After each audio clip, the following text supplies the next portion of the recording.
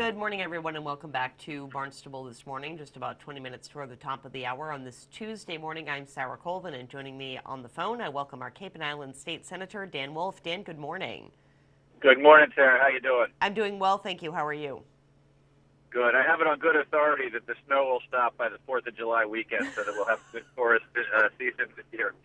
Oh, my God. We are so done with it, Dan. We were just talking here in the studio about how everyone seems to be a little grumpy and on edge just because it's been so cold and so much snow. So we are all crossing our fingers that Mother Nature is going to be nice to us as the weeks go on.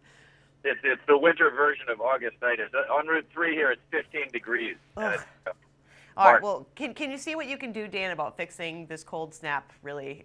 I'll work on it. I'll work on it. Meanwhile, I wanted to talk a little bit about drinking water and wastewater reform. I understand the Senate passed some legislation last week regarding drinking water and wastewater reform. So what can you tell me about this legislation? Well, it's simpatico with a lot of the work that we're doing on the Cape now. As you know, the Cape Cod, under the auspices of the Cape Cod Commission, we're currently doing a 208 EPA Section 208 wastewater plan for the Cape. And what this does is it picks up the capacity of the state, of the Commonwealth, to participate both in the planning and then looking down the road, hopefully, on the funding of what we're going to be doing to tackle some of our wastewater challenges. So it's really good, specifically also for the town of Eastham, which is a town that does not have public drinking water. Everything in Eastham is still in wells. And as you've been reading, I'm sure there's been a contamination issue from their landfill that has now most recently compromised the water at the elementary school in Eastham. So what this bill also does is it allows for some low-interest money should Eastham make the decision ultimately to go with a public drinking water supply. It gives them the availability to get some funding for it. So overall, it's a good bill. Doesn't go far enough as far as helping us pay for what we're going to need to pay for, but it certainly is a step in the right direction. Sure, and so what a part of what this does is kind of expand the spending capacity of the Massachusetts Clean Water Trust. Can you tell me a little bit about that agency and how they help us here in the Cape? Yeah, the Clean Water Trust has bonding authority, and what this bill is, I think it took the bonding authority from $88 million up to about 138 or 140 million, which simply expands the capacity for those communities that want to do and need to do projects. It gives them the ability or more access to funds to do it. The other thing this bill did, and it was an amendment that we put in, is it puts into statute and sort of cements the idea that water, and specifically wastewater in this case, really is a regional issue. And allows us to view plans by watershed, not by town. Our DEP under the Val Patrick's administration has done a good job as far as supporting regional and watershed initiatives. But we wanted to make sure that as part of this legislation going forward, without regard to who might be, what administration we might have and how the legislature changes, that the capacity to view wastewater initiatives as watershed initiatives is there. So that's in the bill as well. Absolutely. So, obviously water and protecting our water and drinking water and wastewater certainly such an important key issue here on the Cape. And as you say, this does a lot, but doesn't go far enough to deal with some of our issues. Yeah, it's not hyperbole to say that some of our estuaries and embayments are to the point of being failed ecosystems at this point. And, a lot of people on the Cape don't live near one and don't see them that often. So, we're talking about Wacoit Bay, we're talking about the Bass River, we're talking about some of the smaller harbors that don't get the flushing that some of the bigger ones like Provincetown or Barnstable Harbor get. This is a real issue, and it's going to have economic impact. It's going to impact the values of real estate around those communities. Equally important, it's certainly having a huge impact on our on our aquaculture business, and most importantly, because it's the largest industry on the Cape, it's really going to affect tourism going forward. So, we look at this as having a goal that 20 years from now, these embayments and estuaries are back to the ecosystems that they were in the 50s and 60s before the degradation started. Exactly, and of course, this was passed by the Senate. Now it goes to the House of Representatives for consideration. So not a done deal yet. But how likely is it that the House is going to pass this too?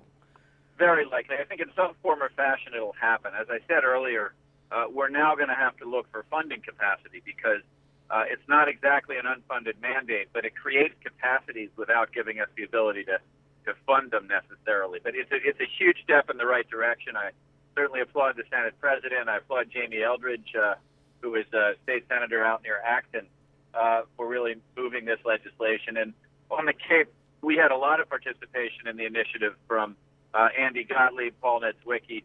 This has been the result of several years of hard work by a committee in the State House, and we had a lot of local input, which I think helped shape the legislation in ways that will help the Cape. So it's a real win, and I'm very excited about it. Great. Dan, I want to switch gears a little bit and talk about unemployment insurance. I understand there was a forum that was held over the weekend here on the Cape about that. Can you tell me a little bit about how that forum went and what you took away from that event? Well, what I took away personally is I need to become a better communicator because working hard the last couple of years to understand where our unemployment insurance system needs to be fixed, really tried to structure a bill that was balanced. It would maintain benefits for those who need it, but it would also improve the system for businesses ultimately that fund our unemployment insurance system. I'm not sure everybody's aware of it, but all of the money that goes out in the form of unemployment insurance payments are paid in by businesses that pay in on various rates depending on what their experience rating is. That is how much their business and employees who have left their business has drawn out of the system. So we crafted this bill. We worked hard. We got it passed in the Senate a few weeks ago. But I think there's a lot of confusion in the business community here, and I certainly take the blame for that. So we're now really working with business community through chambers of commerce and individual businesses to explain how this unemployment insurance reform that was passed in the Senate would be a positive for them, because I really do believe it's a positive for, again, both those who depend on it to keep their families intact and surviving when they're in a time of crisis, but equally important, how our economy survives and how businesses pay into it and the system works for them as well. So that's what the forum was about. I know there's going to be a lot of dialogue going forward, Sarah, to clear up any confusion and to communicate why this is a good bill, which it is. So I encourage business folks who are listening, either private or public sector, profits or nonprofits, to contact our office if they have questions and make sure that the bill is fully understood. And before it goes through the House and gets enacted, we have the opportunity to change it. So I would encourage those who have questions and ideas and suggestions to fully educate, lean on our office, and then get back to us with ideas they might have for improving it.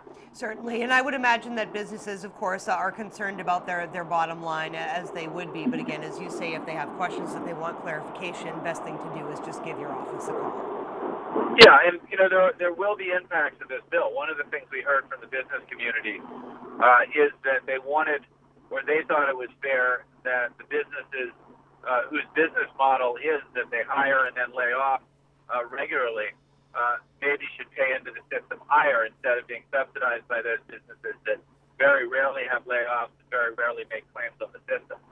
So that's one of the things that we're getting input on and trying to improve is, how experience sensitive the UI system should be relative to how much businesses pay in.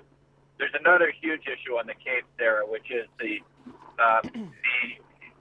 history of business owners running seasonal businesses on the Cape, closing their own business down for the winter, and then collecting unemployment insurance against their own business during the winter. And I think there are some people who feel like that is, in effect, gaming the system. There are other people who feel like that is reasonable and part of how our economy survives. And we have to be open to that, and we're listening hard. Absolutely. Well, Dan, I thank you so much, as always, for taking time out of your busy schedule to talk with us. So we always appreciate it, and have a great day. We'll talk with you again next week. Pray for spring, Sarah. We'll talk to you next week. Indeed. Thank you so much. Bye-bye. Sarah, we'll see you. Bye. Cape and Island State Senator Dan Wolf joining us via phone on his way up to Boston this morning, as he does each and every